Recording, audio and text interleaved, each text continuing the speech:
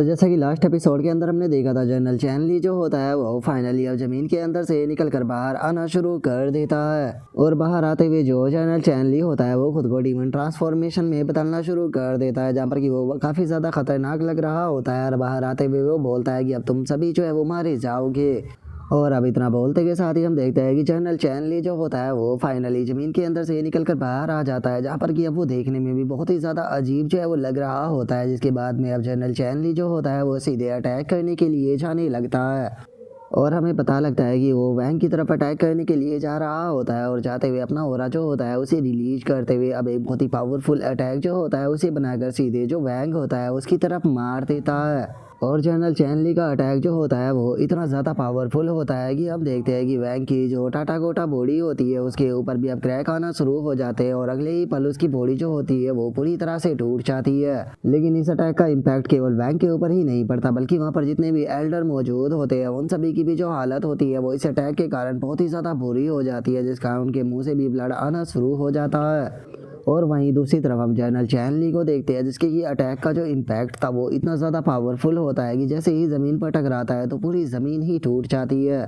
और हम देखते हैं कि अब इस चीज़ को देखने के बाद में जो वैंग होता है वो भी काफ़ी ज़्यादा परेशान होने लगता है, और परेशान होते हुए अपने मन में सोचता है कि मेरे पास में जितने भी सेट पॉइंट थे वे सभी के सभी मैंने इस्तेमाल कर लिए। तो क्या अब इसका मतलब ये है कि आज फाइनली जो मेरा डिवाइन इमोर्टल सेक्ट है वो यहाँ पर ख़त्म होने वाला है? क्या सच में मेरा डिवाइन इमोर्टल सेक्ट पूरी तरह से तबाह हो जाएगा? और उसके इतना बोलते के साथ ही हम देखते हैं कि अचानक से जो मोकिंग होती है वो वैंग के पास में आने लगती है, और वैंग के पास में आते हुए उसे बोलती है कि हस्बैंड आपको टेंशन लेने की कोई ज़रूरत नहीं है, मेरे पास में वैसे एक मेथड है जिसकी मदद से तुम जनरल चैनली जो है उसे यहाँ पर हरा सकते हो। और अब मोकिंग की इस बात को सुनते के साथ ही जो वैंग होता है वो भी काफ़ी ज़्यादा हैरान हो जाता है। हैरान होते हुए उसे बोलता है कि क्या सच में तुम्हारे पास में कोई ऐसा मेथड है, मुझे जल्दी से बताओ कि आखिर वो मेथड कौन सा है। जो सुनकर मोकिंग जो होती है वो वैंग के पास में आ जाती है, और वैंग के पास में आते हुए उसे बोलती है कि हस्बैंड मैं पहले आपसे एक चीज़ पूछना चाहती हूँ कि क्या आपको नहीं लगता कि नीदर वर्ल्ड ब्लूम और जो नीदर वर्ल्ड फेरी है इन दोनों के बीच में कुछ कनेक्शन है? क्योंकि अगर आप ध्यान से देखोगे तो यहाँ पर जो इन दोनों के नाम है वो बिल्कुल सिमिलर है।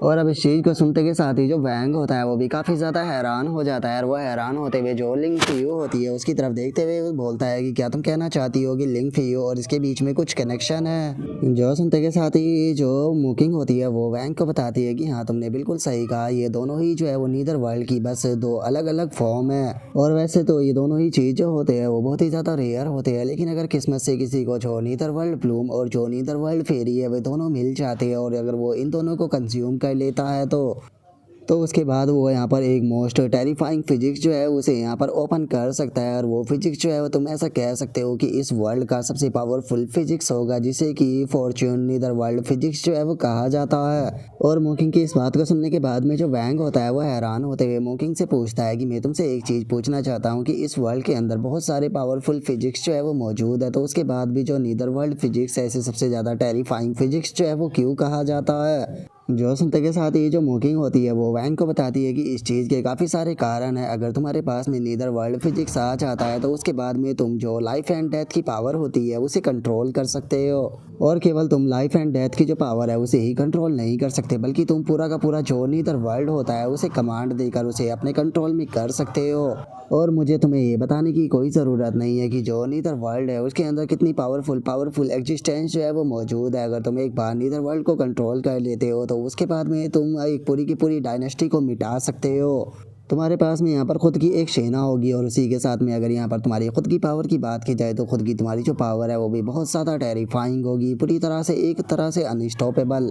और अब मोकिंग की इस बात को सुनने के बाद में जो वैंग होता है वो मोकिंग से पूछता है कि अगर लाइफ एंड डेथ की पावर जो है उसकी बात की जाए तो वो इस वर्ल्ड की सबसे ज़्यादा मिस्टीरियस पावर में से एक है। इसीलिए मैं इस चीज़ को समझ नहीं पा रहा हूँ कि केवल एक फिजिक्स की मदद से जो लाइफ एंड डेथ की पावर होती है आखिर उसे कैसे कंट्रोल किया जा सकता है।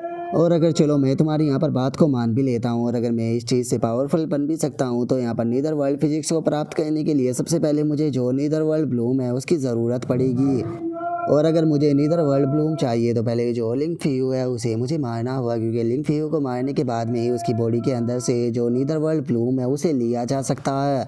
और अब इतना बोलते ही जो लिंग फियू होता है वो जनरल चैनली की तरफ जाने लगता है। जनरल चैनली की तरफ जाते हुए बोलता है कि नहीं, मैं ऐसा कभी भी जो है वो नहीं करने वाला, चाहे मैं यहाँ पर मर भी क्यों ना जाऊँ, लेकिन उसके बाद भी मैं लिंग फियू को प्रोटेक्ट करूँगा। असल में वो मेरे सेक्ट की डिसाइपल है। और वैंग के इतना बोलते के साथ ही हम देखते हैं कि जो जनरल चैनली होता है वो लिंग फियू की पकड़ने के लिए उसकी तरफ अटैक को कर देता है और चिल्लाते हुए बोलता है कि ठीक है, अब तुम्हारे यहाँ पर ख़त्म होने का टाइम जो है वो आ चुका है। और अब जनरल चैनली को लिंग फियू को पकड़ता हुआ देखकर जो वैंग होता है वो वहाँ पर अपनी जो फ्लोटिंग एक्सचेंज टेक्निक होती है उसका इस्तेमाल करता है। और इस टेक्निक का इस्तेमाल करते हुए जो लिंग फियू की जगह होती है उससे एक्सचेंज हो जाता है, जिस कारण जनरल चैनली के हाथ में सीधे वैंग आ जाता है। और इस चीज़ के कारण जो वैंग होता है उसे काफ़ी ज़्यादा पेन भी होता है, लेकिन जो वैंग होता है वो गुस्से में चिल्लाते हुए जो जनरल चैनली होता है उसे बोलता है कि तुम ऑलरेडी परफाउंड सवरेज रियलम जो है उसके अंदर पहुंच चुके हो। मुझे समझ में नहीं आ रहा कि अभी भी तुम्हें जो लिंग फियू है उसके अंदर से नीदर वर्ल्ड ब्लूम जो है वो क्यों चाहिए।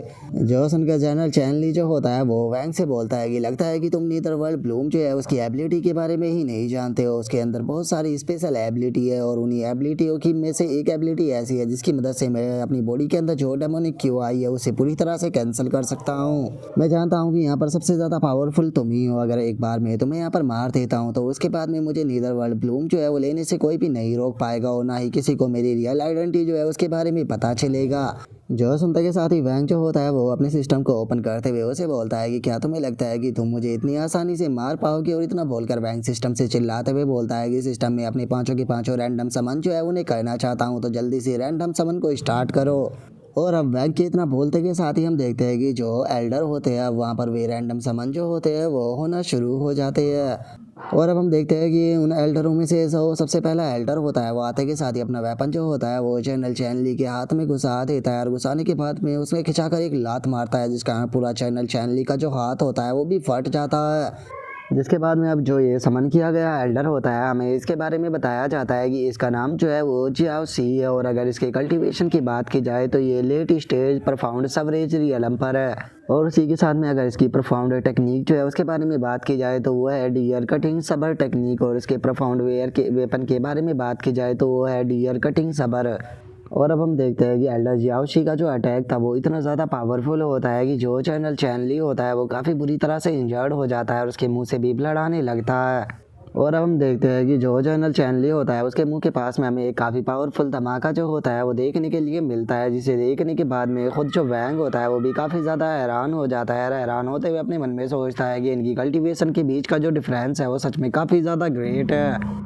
और वैंग के इतना सोचते के साथ ही अचानक से हम देखते हैं कि एक और कोई चीज़ जो होती है वो जनरल चैनली की तरफ आने लगती है, जो कि सीधे आकर जो जनरल चैनली होता है उसके मुंह से टकराती है, जिस कारण हमें काफ़ी तगड़ा धमाका देखने के लिए मिलता है। और अब हमें पता लगता है कि ये भी समन किया गया ही एक और एल्डर होता है। और अब इस एल्डर के बारे में भी हमें बताया जाता है कि इसका नाम जो है वो वू चैन है, जो कि एक मॉन्क है। और अगर इसके कल्टीवेशन की बात की जाए तो ये परफाउंड सवरेज रियलम की पीक पर है।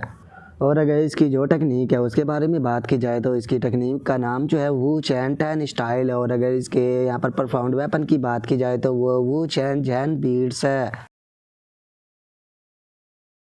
और अब यहीं पर ही हमारा आज का एपिसोड जो होता है वो ख़त्म हो जाता है। तो नेक्स्ट एपिसोड के अंदर देखिए कि आगे क्या होता है। अगर आप लोगों को वीडियो अच्छी लगी हो तो लाइक करना, चैनल को सब्सक्राइब करना। मैं मिलता हूँ नेक्स्ट एपिसोड के अंदर, तब तक के लिए बाय बाय गाइस।